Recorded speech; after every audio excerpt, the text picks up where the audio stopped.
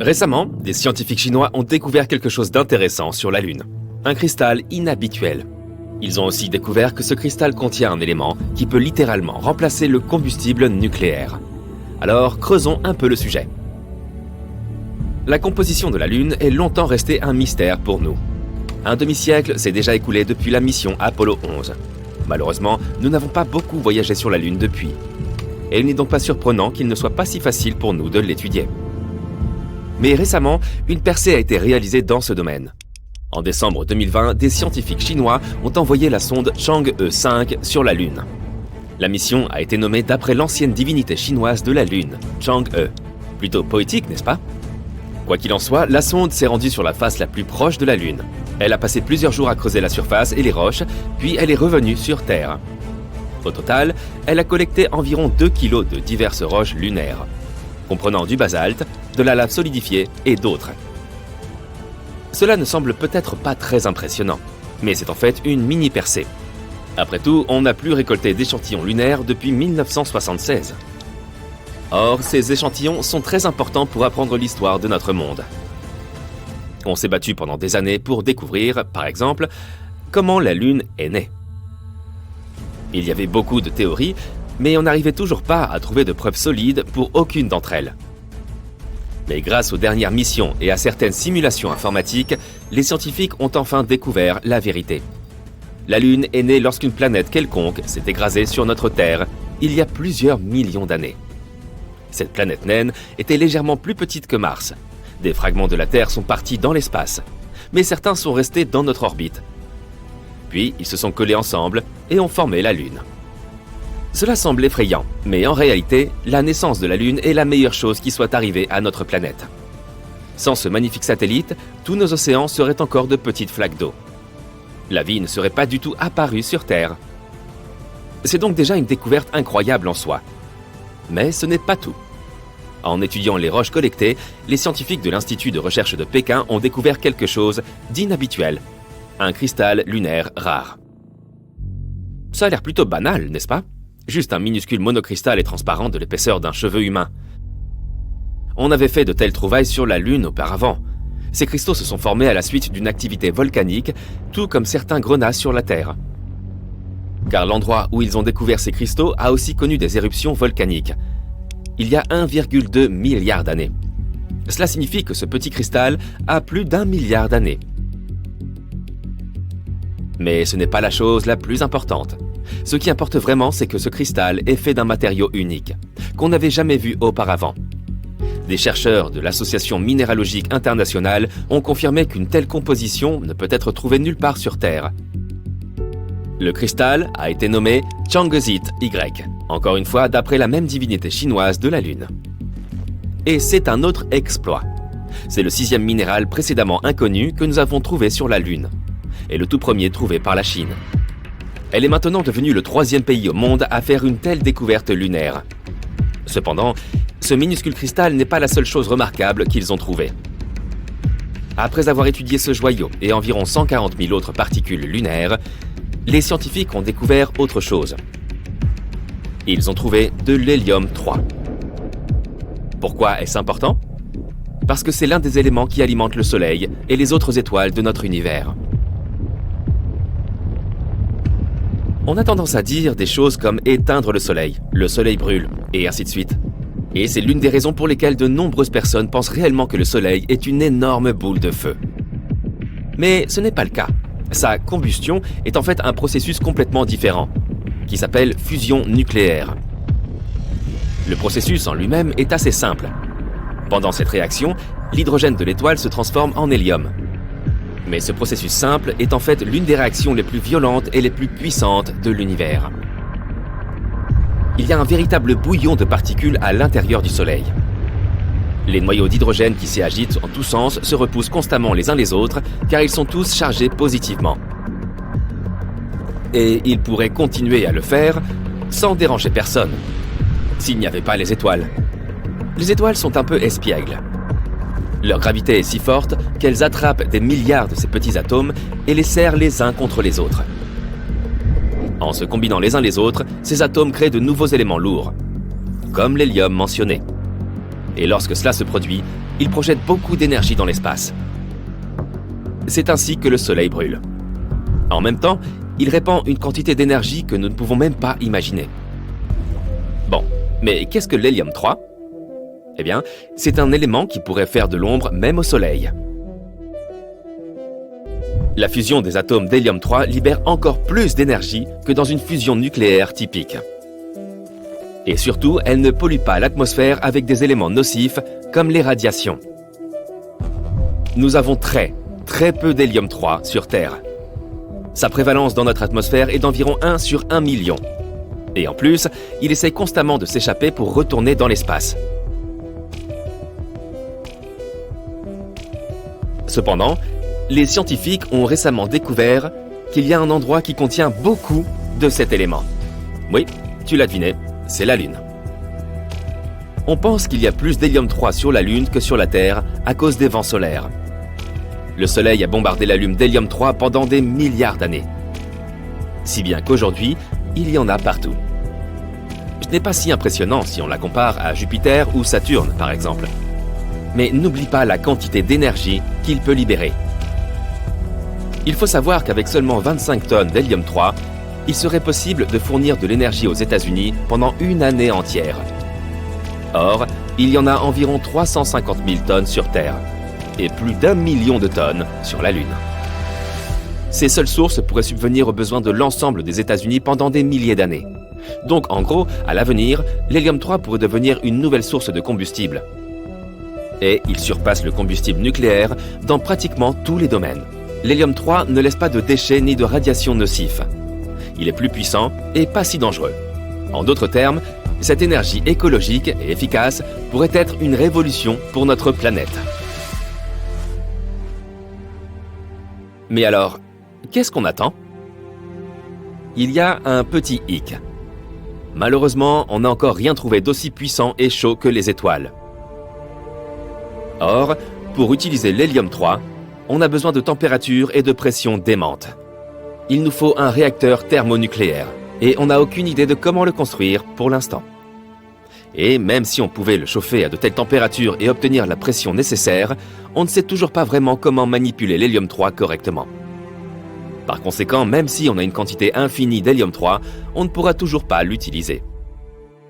Mais il y a un élément potentiel derrière l'hélium 3, que plusieurs pays ont déjà commencé une course aux ressources lunaires. Et maintenant que Chang'e 5 a découvert un nouveau gisement d'hélium 3 sur la face la plus proche de la Lune, cette course pourrait devenir mondiale.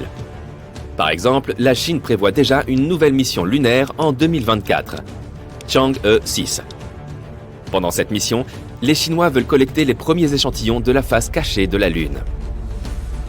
Comme tu peux le voir, trouver ce cristal lunaire était très important pour nous. Ces cristaux peuvent nous aider à trouver de nouvelles façons de créer de l'hélium 3. Et si on y parvient, l'humanité entrera dans une nouvelle ère. Mais pour y parvenir, on doit encore résoudre un certain nombre de problèmes. Comment livrer un tas de ces cristaux lunaires sur Terre ? Comment leur faire produire de l'énergie ? Et ainsi de suite. Espérons qu'à l'avenir, ces problèmes seront résolus et qu'on trouvera un moyen de produire une énergie propre, sûre et illimitée.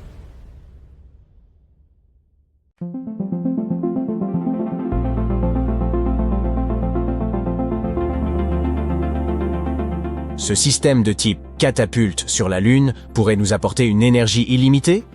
Ce concept pour un système de lancement a récemment été proposé par des scientifiques chinois.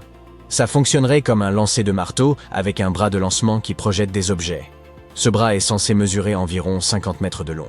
Il produira une accélération jusqu'à la vitesse de libération de la Lune et hop, la capsule sera envoyée dans l'espace. Cette idée folle coûtera environ 18 milliards de dollars. Ouf, c'est cher, mais croyez-moi, ça en vaudra vraiment la peine. Ce système fonctionnera à l'énergie solaire et nucléaire. Il pourra également récupérer plus de 70% de l'énergie utilisée par chaque lancement. La Lune a une gravité très faible. Son atmosphère est également très ténue, donc l'air ne ralentit pas les choses. Cela rend ce genre d'opération beaucoup plus facile. Mais quel est le but de tout ça ? L'objectif principal est de transporter de l'hélium 3. C'est un isotope de l'hélium vraiment fascinant. Et l'une des choses les plus incroyables à son sujet est qu'il pourrait devenir un nouveau carburant pour la fusion nucléaire. soit le même processus qui se produit dans les étoiles, y compris notre Soleil. Si nous parvenions à recréer cette fusion stellaire sur Terre, nous pourrions disposer d'une source d'énergie propre et pratiquement illimitée pour nos centrales électriques. Mais l'hélium-3 est extrêmement rare sur Terre. On peut parfois en trouver dans les formations rocheuses volcaniques au fond de l'océan. Cela s'explique par le fait qu'il est issu d'un autre élément rare qui porte le nom de tritium, un élément que nous produisons généralement dans les réacteurs nucléaires et que nous utilisons pour des trucs cool, par exemple la peinture phosphorescente. Cependant, l'inconvénient du tritium est qu'il met une éternité à se désintégrer et à se transformer en hélium-3. Cependant, il y a une quantité considérable d'hélium-3 sur la Lune, environ 1 million de tonnes. Seulement 20 tonnes d'hélium-3 pourraient me suffire aux besoins annuels en électricité de la Chine. En fait, le sol lunaire contient suffisamment d'hélium-3 pour alimenter la planète entière pendant plus de 1000 ans. Mais pourquoi y a-t-il tant d'hélium-3 sur la Lune et quasiment pas sur notre planète ? Eh bien parce que l'hélium-3 provient du Soleil et voyage avec les vents solaires. Les vents solaires sont en gros des flots de particules dangereuses. Ils sont extrêmement radioactifs. L'atmosphère dense de la Terre et son champ magnétique nous servent de bouclier. Ils nous protègent presque entièrement de ces particules. Mais, malheureusement, ils empêchent aussi les éléments bénéfiques, comme l'hélium-3, d'atteindre notre planète. De leur côté, les boucliers de la Lune sont extrêmement minces et elle est donc constamment exposée aux vents solaires. Voilà pourquoi l'hélium-3 s'y est accumulé au cours des derniers milliards d'années. Et maintenant, il s'y trouve simplement dispersé. Mais l'extraire et le ramener sur Terre n'est pas une mince affaire. C'est extrêmement coûteux. Songez-y. Les fusées ont besoin de tonnes et de tonnes de carburant pour échapper à l'attraction gravitationnelle. Le moindre boulon de la navette doit être conçu pour résister à des conditions extrêmes, comme les radiations. Sans parler du fait qu'il vous faut une équipe de spécialistes en astronautique travaillant jour et nuit pour que rien ne tourne mal. Vous ne pouvez pas appeler un dépanneur si quelque chose tombe en panne sur la Lune. Envoyer une cargaison d'1 demi-kilo vers notre satellite coûte environ $1 demi-million. Ce sont là les estimations de la NASA. Pour se faire une idée, calculons combien coûterait d'envoyer une pomme sur la Lune. Une pomme typique pèse environ 180 grammes. Cette mission amusante coûterait donc au moins $200 000. À titre de comparaison, ce système de lancement chinois pèse environ 80 tonnes. Un autre problème est que la surface lunaire n'est pas de tout repos pour les équipements. Prenez par exemple cette étrange poussière lunaire. Vous vous souvenez peut-être de cet événement marquant des années 60, l'alunissage d'Apollo 11. Eh bien, lorsque les astronautes de cette mission sont rentrés sur Terre, ils souffraient de symptômes étranges. Ils avaient de la gorge irritée et les yeux qui pleuraient. Heureusement, il ne s'agissait pas d'une inquiétante maladie lunaire. Il s'avère qu'il y avait beaucoup de poussière accrochée à leur combinaison spatiale. Cette poussière semble inoffensive, mais elle est en réalité composée de particules très abrasives, bien plus petites qu'un cheveu humain, mais aussi coupantes que du verre. Elle contient du silicate, une substance qui peut causer de graves problèmes pulmonaires sur Terre. C'est un souci courant pour les mineurs. Cela a donc provoqué un rhume des foins lunaires. Du moins, c'est ainsi que l'astronaute de la NASA Harrison Schmitt en a parlé. Les 12 astronautes qui ont marché sur la Lune ont souffert d'éternuements et de congestion nasale. Parfois, il fallait plusieurs jours pour que cela disparaisse. La poussière s'infiltrait même dans leur navette, dégageant une odeur de poudre à canon. Cette substance peut être nocive tant pour les humains que pour l'équipement. Elle a endommagé les bottes des combinaisons et même détruit les joints des conteneurs utilisés pour rapporter des échantillons lors des missions Apollo. Comme nous l'avons mentionné, ces particules sont coupantes et dentelées. Elles rayennent, broient et abîment toutes les surfaces avec lesquelles elles entrent en contact, peu importe que ce soit du métal, du verre ou de la matière organique. Et comme il y en a tellement de cette poussière, cela entraîne un dysfonctionnement et une défaillance rapide des équipements. Et ce n'est là qu'un des nombreux obstacles possibles pour les missions lunaires. Les scientifiques doivent donc trouver des idées originales afin de pouvoir mettre la main sur cet hélium-3 si précieux. Le projet de ces scientifiques chinois ressemble à une étrange invention de science-fiction. Mais c'est un moyen rentable de transporter des matériaux jusqu'à la Terre. Il pourrait y avoir des envois 2 fois par jour, et cela coûterait 90% moins cher que les méthodes actuelles. Comme cet outil ne nécessite que de l'électricité et pas de carburant, il serait relativement petit et facile à installer. Outre cet hélium-3 tant convoité, cette catapulte contribuerait également à faire progresser les technologies d'exploitation minière spatiale et des lanceurs lourds. Aucune poussière lunaire ne fait peur à cet engin. Il devrait durer au moins 20 ans. Pour le transporter sur la Lune, l'idée est d'utiliser une fusée chinoise spécialement conçue. Mais tout cela est loin d'être nouveau. Il y existe un roman intitulé « Révolte sur la Lune » de Robert A. Heinlein. Dans cette histoire, une colonie lunaire utilise une catapulte électromagnétique pour envoyer du blé et de la glace d'eau vers la Terre. Les choses deviennent assez sauvages lorsque les colons, les habitants de la Lune, réussissent à prendre le contrôle de cette catapulte. Ils menacent de lancer des rochers sur la Terre, à moins que leur colonie ne soit reconnue comme un monde indépendant. Cela semble plutôt drôle, mais un gros rocher, lancé sur nous depuis la Lune, pourrait anéantir toute une ville. Les dégâts seraient fois similaires à ceux d'un impact de météorite, avec des incendies, des maisons détruites, et pire encore. Mais les scientifiques discutent de cette idée de catapulte depuis un certain temps. Depuis des décennies, ils essaient de trouver un moyen d'utiliser des systèmes électromagnétiques pour envoyer des ressources de la Lune à la Terre. Car il existe quelques défis. Par exemple, les scientifiques ont oublié de mentionner comment exactement l'hélium-3 serait extrait du sol lunaire.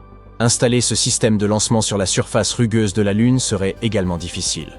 De plus, il leur faudrait s'assurer que le système reste stable à haute vitesse et qu'il puisse résister aux changements extrêmes de température sur la Lune, ainsi qu'aux rayons cosmiques et à l'intense rayonnement solaire. Il faut donc du temps pour développer tout cela. La Chine espère avoir les composants clés du système d'ici 2030.